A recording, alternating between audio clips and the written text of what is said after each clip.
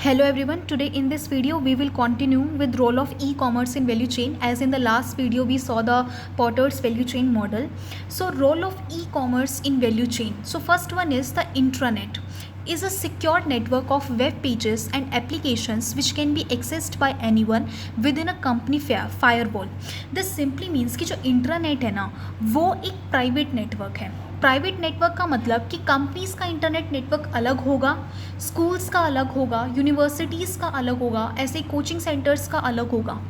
इसके अंदर सिर्फ लिमिटेड यूजर्स जो हैं वो एक दूसरे से कनेक्टेड रह सकते हैं, जितना कंपनी अलो करेगी उतना ही, राइट. क्योंकि ये एक प्राइवेट नेटवर्क है. यहाँ पे जो इन्फॉर्मेशन जो ट्रांसफ़र होगी एक कलीग से दूसरे कलीग तक या एक डिपार्टमेंट से दूसरे डिपार्टमेंट तक, वो एक लिमिटेड बाउंड्रीज़ के अंदर ही होगी, क्योंकि ये एक प्राइवेट नेटवर्क है.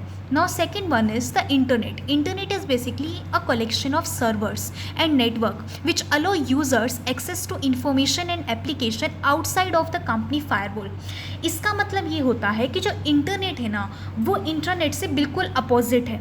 इंटरनेट जो है वो एक पब्लिक नेटवर्क है और इसमें कोई लिमिटेड नहीं बल्कि अनलिमिटेड यूज़र्स जो हैं एक दूसरे से कनेक्टेड या इंटीग्रेटेड रहते हैं, राइट. और इसमें जितने लोग चाहें उतने कनेक्ट हो सकते हैं, राइट. और ये जो है पर्टिकुलर कंपनीज, यूनिवर्सिटीज़ या स्कूल्स का नहीं होता, बल्कि सिर्फ ये एक कॉमन नेटवर्क है जिसका नाम है internet.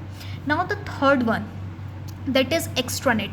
Extranet is basically a combination of intranet and internet. मतलब है तो ये एक प्राइवेट और सिक्योर नेटवर्क ही, लेकिन अगर बिजनेस चाहे तो इंटरनेट की टेक्नोलॉजी को यूज़ करके वो अपनी लिंकेज कर सकता है अपने बिजनेस के बाहर के सप्लायर से, कस्टमर से और पार्टनर से, जिससे कि वो कॉमन गोल को शेयर कर सके, स्ट्रेटजीज़ को शेयर कर सके, जो उनके फ्यूचर प्लान्स हैं उसको डिस्कस कर सके. So is a collaborative private secure network that uses internet technology to link business with their supplier, customers or partners that share common goals. E-commerce is buying and selling electronically, and e-business is using the capabilities of internet technology to conduct business electronically.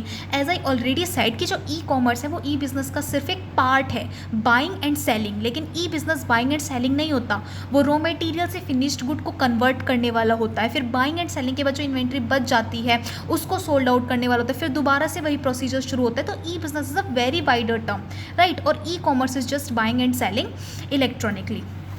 Now our fifth topic is online marketing. Online marketing मतलब अपने products को एक site पर जो है दिखाना, जिससे कि वो लोग उसको रीच कर पाए और उसको खरीद सके, जैसे जो एडवर्टीजमेंट होते हैं. So online marketing provide product boundary extension, new product service creation and new market channel creation.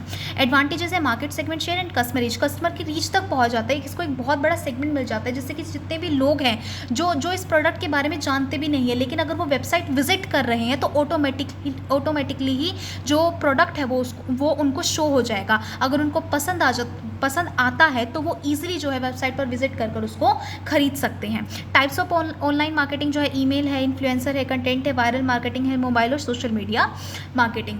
Now the next one is the e tailing. E tailing is basically a way of selling the goods to the customer. So e tailing is a way of selling of goods on the internet, कि आप अपने goods को जब internet पर बेचते हो, right, तो उसको ई टेलिंग बोलते हैं. Many of the website we are using for shopping, जैसे कि अमेजोन है, फ्लिपकार्ट है, मीशो है, नापतोल है, बहुत सारी ऐप है. So it is a combination of ecommerce and retail. यहाँ बाइंग सेलिंग भी होती है, right. Beneficial to the customers and the retailer, और ये दोनों के लिए ही बेनिफिशियल है, क्योंकि अब रिटेलर को भी इतना ज़्यादा हार्डवर्क नहीं करना पड़ता कि डोर टू डोर जाना पड़े, या फिर कस्टमर को भी इतना हार्डवर्क नहीं करना पड़ता कि पर्टिकुलर फिजिकली प्रेजेंट रहना पड़े किसी शॉप पर किसी पर्टिकुलर प्रोडक्ट को खरीदने के लिए. नाउ एडवांटेजेस, कॉस्ट, जैसा मैंने आपको बताया कहीं ट्रैवल नहीं करना पड़ता तो ट्रांसपोर्ट कॉस्ट बढ़ती है, ऑपरेशनल कॉस्ट बचती है. So the cost of the product without mediator is always less. Only delivery is involve in this type of business. Delivery cost यानी डिलीवरी चार्जेस आपको भरने पड़ते हैं. Access, a customer has not to go anywhere. Inventory, large number of variety of products are available, no restrictions of limited. मतलब बहुत सारी alternatives present है, customer जो भी चाहे वेबसाइट से वो खरीद सकता है. लिमिटेड प्रोडक्ट की कोई वो बाधा नहीं है, क्योंकि बहुत सारी अनलिमिटेड इन्वेंट्रीज जो है प्रेजेंट है.